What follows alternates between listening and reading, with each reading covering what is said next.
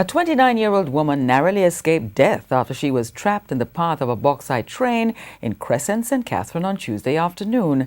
The woman's family believes an illness may have put her in harm's way. And as TVJ's Krista Campbell now explains, her sister is thanking the train operators. Jesus, my first miss this drive so slow. Jesus, and then no area too. Watch ya. Yeah. Slowing down because of a near disaster on the tracks in Crescent, St. Catherine, about 1 o'clock Tuesday afternoon. A 29-year-old woman, residents call Kim, was caught on the tracks in what her older sister Pinky says must have been an epileptic attack. I heard that she was laying on the side of the train track.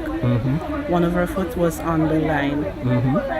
The train operator said that he noticed just a feet on the line, just a shoe on the line actually, and he was just trying to find out what it was.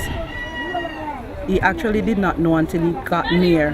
He realized that it was just not a shoe until it was too late. The train blows in, but remember, an epileptic attack does not choose when to take you. And if it takes her, she will not know. She will not know anything about it until she's coming out of it.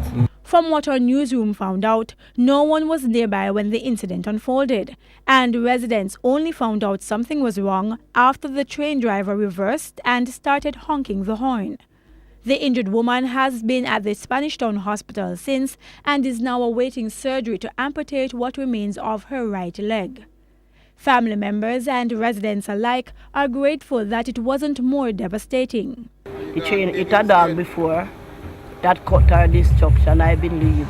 That is the destruction the dog cut. So the dog died up there, so, and then she come and get the train injured. Because we just hear her and talk to us, And by the time she nearly reached down here is the top.